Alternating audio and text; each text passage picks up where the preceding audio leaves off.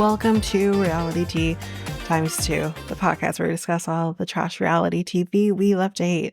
I'm Tanika, and today we're going to be doing a little bit of a different situation with how we're handling this episode. So as you probably can tell by the top, we're doing Below Deck Sailing Yacht and Sister Wives in the same episode, just because they're both pretty short on what we're going to be talking about for both of them. So because also we're not having Letitia on this episode, she didn't feel like there was much that she really wanted to contribute, but we will definitely have her back for next week with the conversation that's going to be happening between Kody and Meri. So we will have her back next week. And so with that, I kind of felt we're going to do some in the same episode. I am going to do timestamps down below in case, some people don't listen to don't watch Below Deck or don't watch Sister Wives. You can go down below and you can look at the timestamps and you can see when the other starts and ends and everything like that. So that's what we're going to be doing. Again, we're not going to be doing anything else in this episode. It's just talking about these two episodes, and that's basically it. So let's jump into it. So first one we're doing is Below Deck Sailing Yacht. So it's episode 2, and it's called Tenda Benda. So Danni says she loves male attention. And then she kind of says this when Keith is hugging her. So she really loves the male attention, which is like, girl, there are so many other things in life. I'm telling you, there's just so many other things in life. This isn't it. I don't know. But anyway, Gary struggles to put on women's clothing for this leather and lace party or whatever the heck we were doing here. So we see them doing that lesson with that lady, and the deck crew is kind of pitching in with this. So the men mainly, because it's more fun when it's the men. And Davide kind of talks about this guy that he met at a party, and he married him. Like, I don't know if he married him for real, but I'm very confused actually by this storyline. But I think, like, I guess he married him. I don't know. And he's like, we're also like Facebook official or something. I don't know. But he's like, I'm straight though. He says he's a free spirit. And I'm like, and we will have you on Dateline in about 2-3 years. Like, don't say you're a free spirit. But yeah, I don't know. I was very confused by all of this. To each their own, whatever. So then we see Gary struggling to take off said clothing. It was incredible. We see him like struggling to get the thing off, and then they cut to another scene and we cut back to Gary still struggling. And Daisy's like, I would have helped you. No, she wouldn't. She would have literally watched him struggle and just reveled in it. Come on now. Anyway. Then Gary crashes the tender on some rocks. And this was a conversation that was being had about being careful of the rocks. I guess there's a lot of rocks in the waters in Ibiza. And so yeah, I guess that's what's kind of going on here. I don't know. But he crashes and it's like, uh-oh, this is bad. But he says he can see like bubbling and whatnot, but he's like, I don't see any water in places that would be really bad. So he goes back to Glenn, and he's knocking on Glenn's door, and he's like, so I just crashed the tender. And he's like, what? Glenn's was like, what? I literally just said, watch the rocks. And he's like, is it sinking? Is there, what did he say here? I wrote it down. He's like, is it sinking or leaking? And he explains that there's like bubbling at the fiberglass. So he's like, okay, well, that doesn't mean it's going to sink or anything like that. It just means, like, the fiberglass. But the next day they do check to see how it does look and everything. And he's like, oh, it's fine. It's more cosmetic. It's a much cheaper fix, because he says, like, if they had to replace this tender, the tender would cost a whopping 180,000 euros. So just to make that make sense, I'm going to say this in US dollars, but no, I'm just going to say it in Canadian because that's what popped up on Google. So in Canadian dollars, 180,000 euros is $269,836. And don't forget the 20 cents in Canadian dollars. That's a lot of money. Let's not have to do that. So luckily they're good. But did anyone notice when Gary went back into his room that Cloyce is, I think it was Cloyce, he is a mouth open sleeper? Like yeah, closing mouth.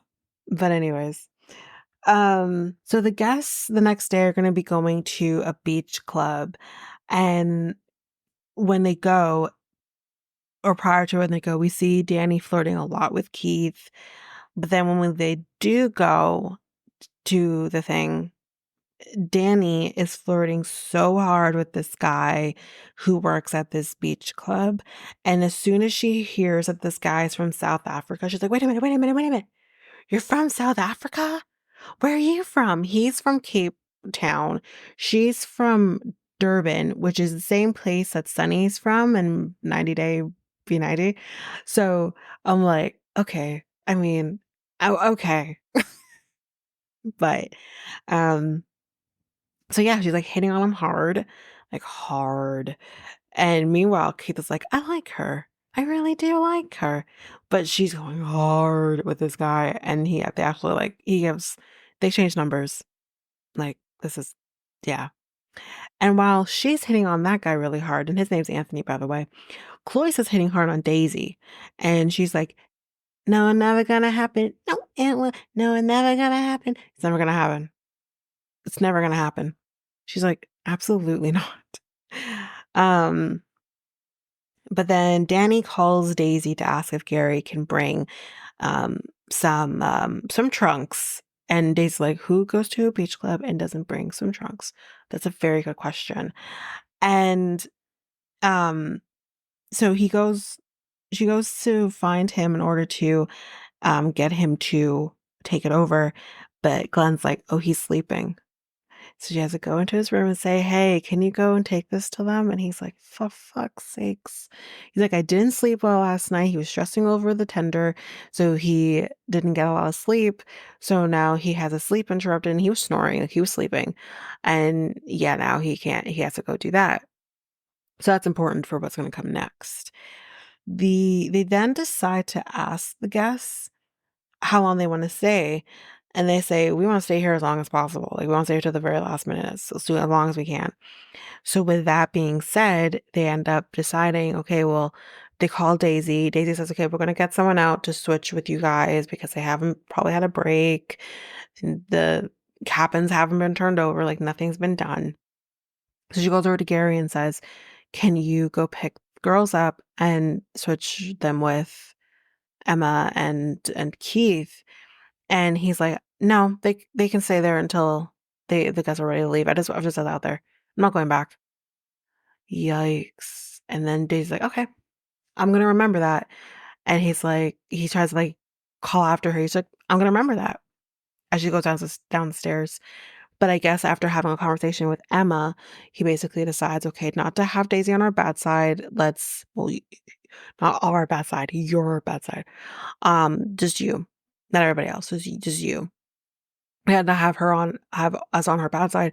Let's let me go get them. And he says to her, I'm gonna go get them. And at the same time, I'm like, but you're already on her bad side. It's fine. So it is what it is. Cloyce has to do a 90s themed dinner. And he's like, I have no clue what that is. I wasn't even born in the 90s. And then that's when I wrote, fuck me.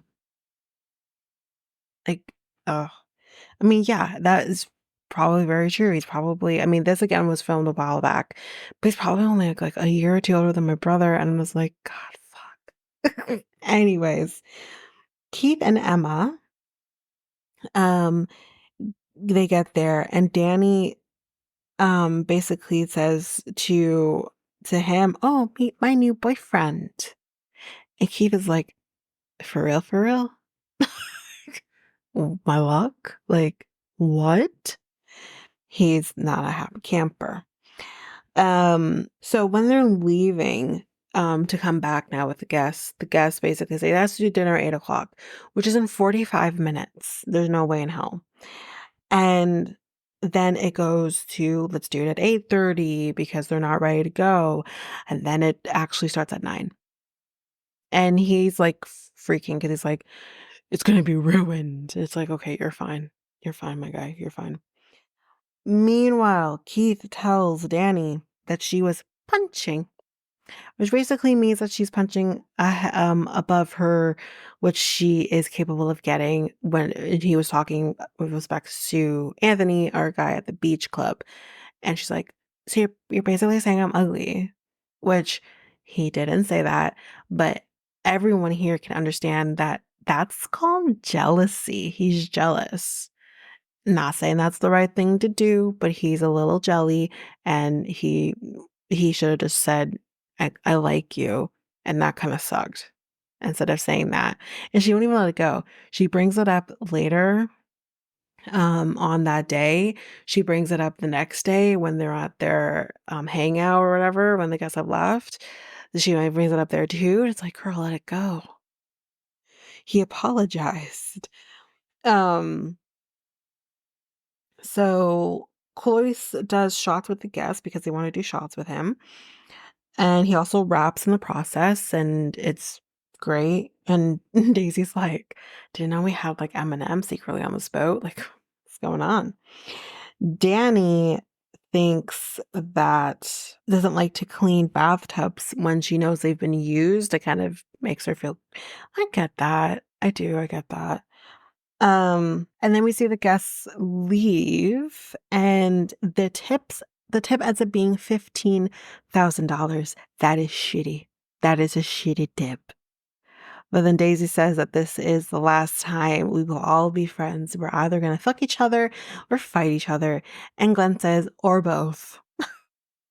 And Cloyce thinks that he has a big dick. He thinks he has like a 12-inch dick. He says, I'm joking, but it's still big." And I'm like, sure, sure, sure, sure, sure. I think he may have a big one going on for him, but I think he also sucks in bed. There's just that. Or maybe even inexperienced is the right word to use. Anyways, so when they've left, we kind of, you know how we always get these things back to Glenn, and we kind of see what Glenn's doing on the boat and stuff like that. And we don't get that really with Sandy because no one cares. And we got that a little bit with Carrie. And we go with him and he's learning Spanish. And one of the things was like going to the club or something like that. And then it ends it off with "Sí, baby." And he's like, "Sí, baby." Oh, I love him so much. He makes me so happy. Anyway, Cloyce tells the guys that he is really into Daisy. And Gary legitimately laughs in his face and says, "She's gonna eat him alive." And you know what? It's true. Cloyce could not handle Daisy. He could never. Gary can't even handle Daisy. And Gary has a little more balls than Cloyce does, if you want to say that. Anyway, Danni, like I said, is still a little upset about the whole comment that was made. Anyway, then Daisy and Gary are talking, and she basically comes for him and says, like, "I'm not babysitting you anymore. You know, you don't have my back. You're not in my corner." And he's like, "I want to be in your corner." She's like, "But you're not in my corner." And she's just going off on him. And she's like, I'm gonna throw you under the bus. Like, I don't care anymore. And blah, blah, blah. And he's like, "She always does this with me. She always treats me like this. But then I still have the feelings I have for her." I'm serious, y'all. Y'all need to kiss. And when I mean kiss, I mean fuck and make up. This is ridiculous. It's like, you guys, you're so into each other. It's sickening. Anyway, that's it for Below Deck. We're going to do a little transition over into Sister Wives.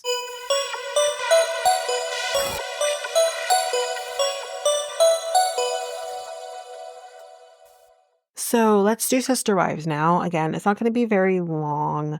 We're just going to go through some stuff, talk about some stuff, and that's basically that. So Kody is going to go meet the new babies. He's very excited. He kind of brings up here that he wants to build a big home or have a big home where he can have Mykelti and Tony be there. And she's like, hell no.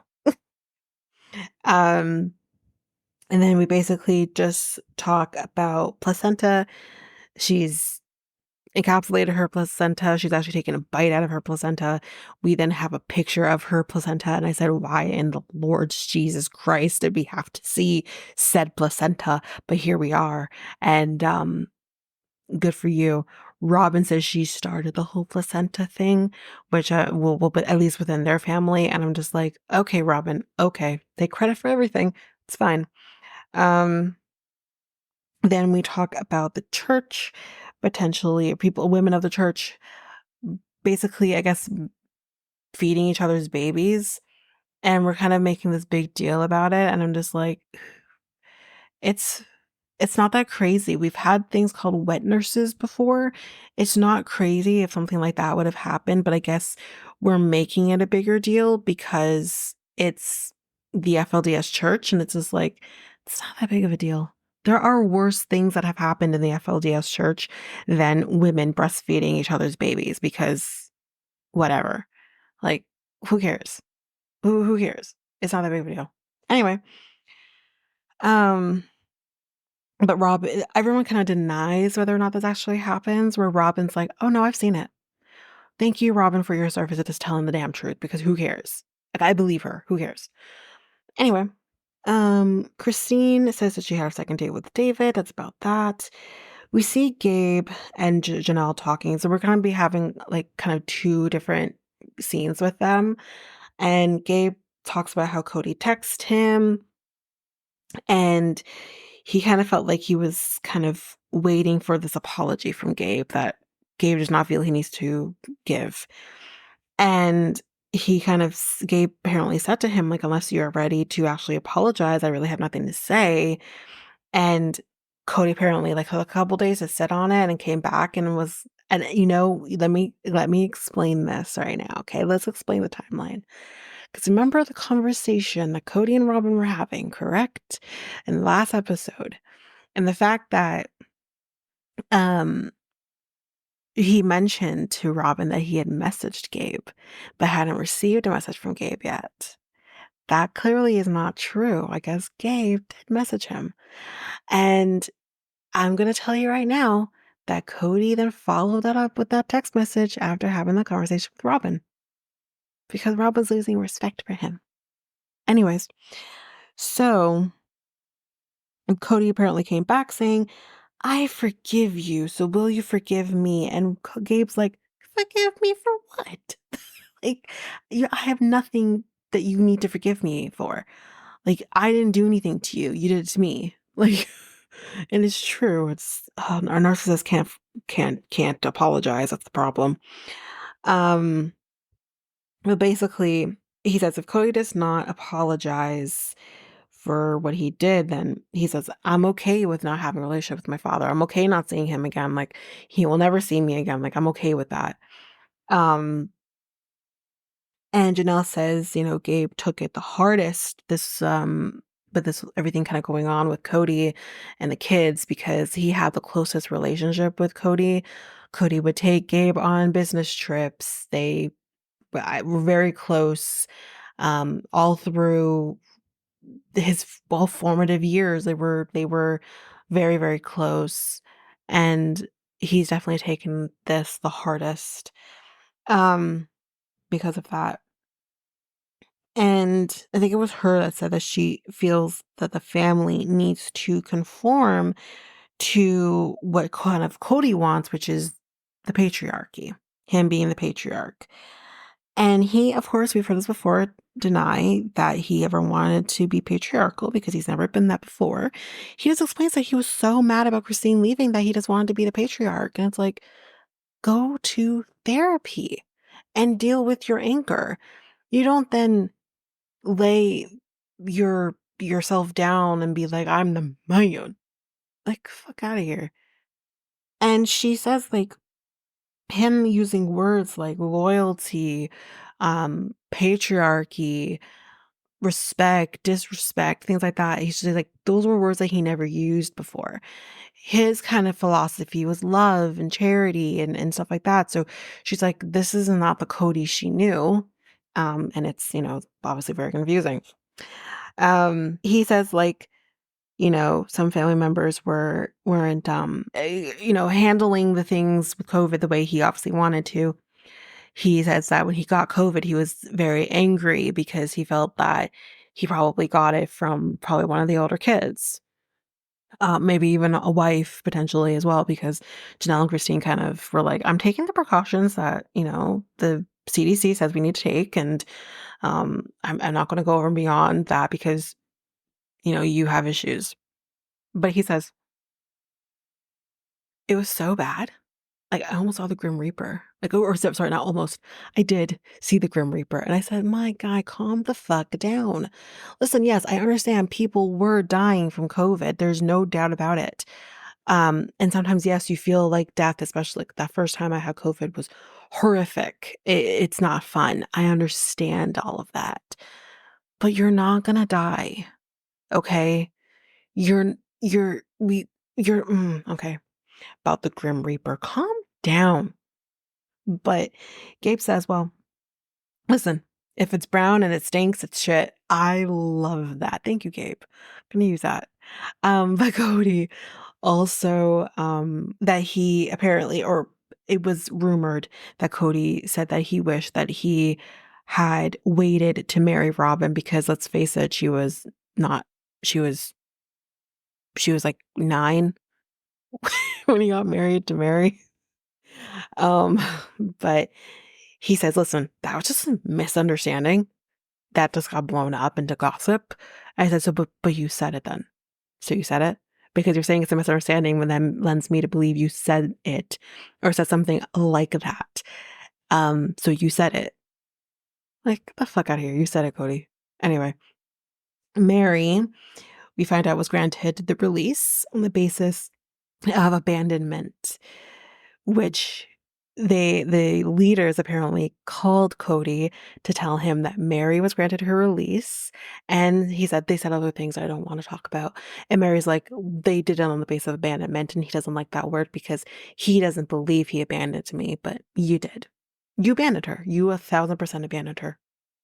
So, um, she says she's going to be going around the house and taking down all of the pictures in the house of her and Kody. And Robin tells us that,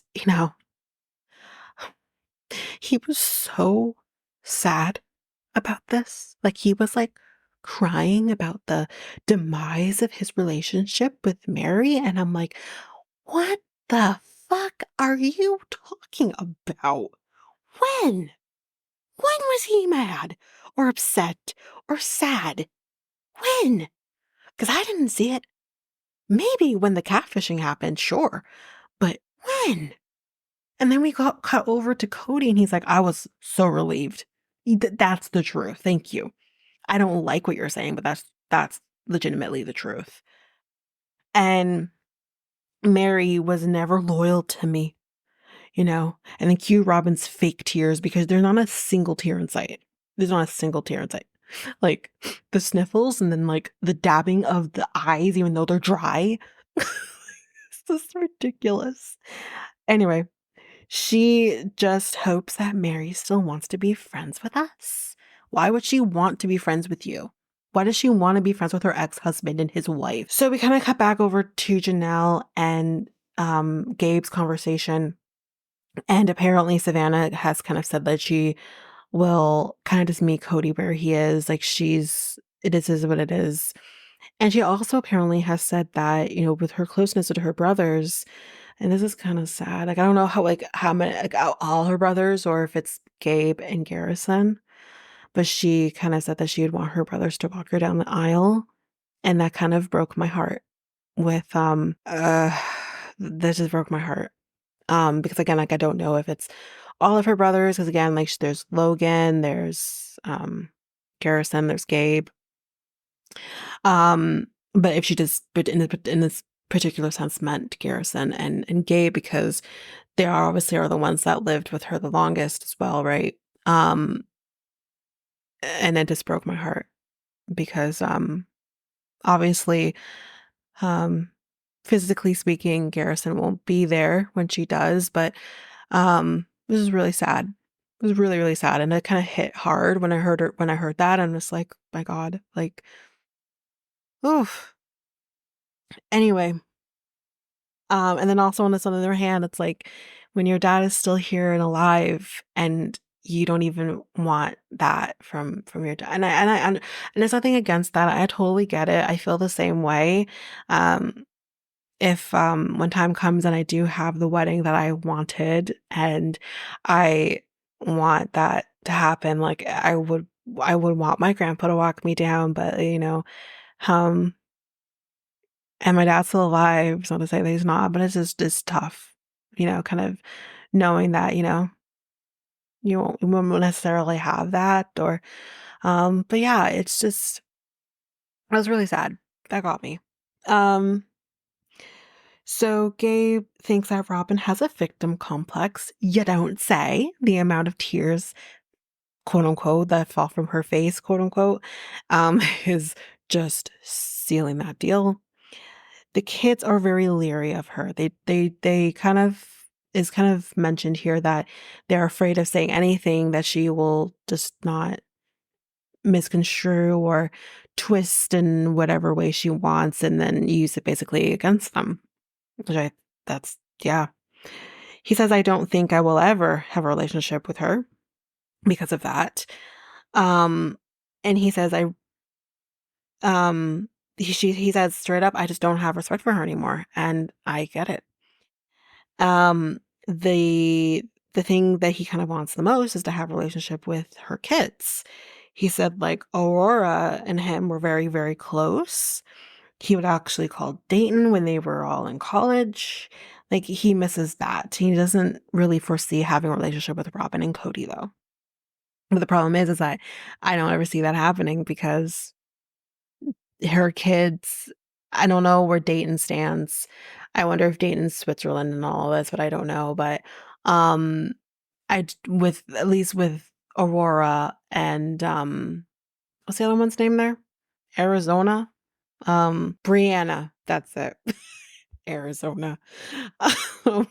Whatever.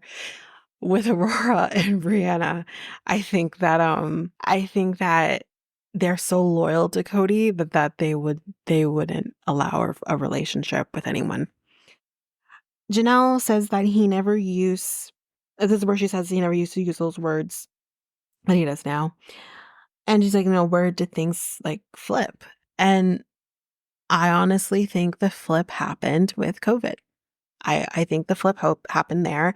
I think the flip, honestly, actually, no, I'm going to go backwards. I'm going to go back. I think the flip happened when he met Robin. That's when the flip happened. It was just a slow flip, but it happened. Gabe is now going to counseling to kind of help him through this. And he thinks that everyone in the family needs to. He's like, you don't go through a family being completely turned upside down and not need to go to counseling. And good for him. I'm proud that he's doing that. And I hope everyone else is too, because the turmoil, obviously, as we all know, does not end here. And it's, yeah. So then we get this really sad video, Woe Is Me, from Robin about Christmas being so different and that it's only her family and no one else is going to be there. Meri said that she's not going to be there. Why would she? It's just a lot of that and I'm just like, shut up.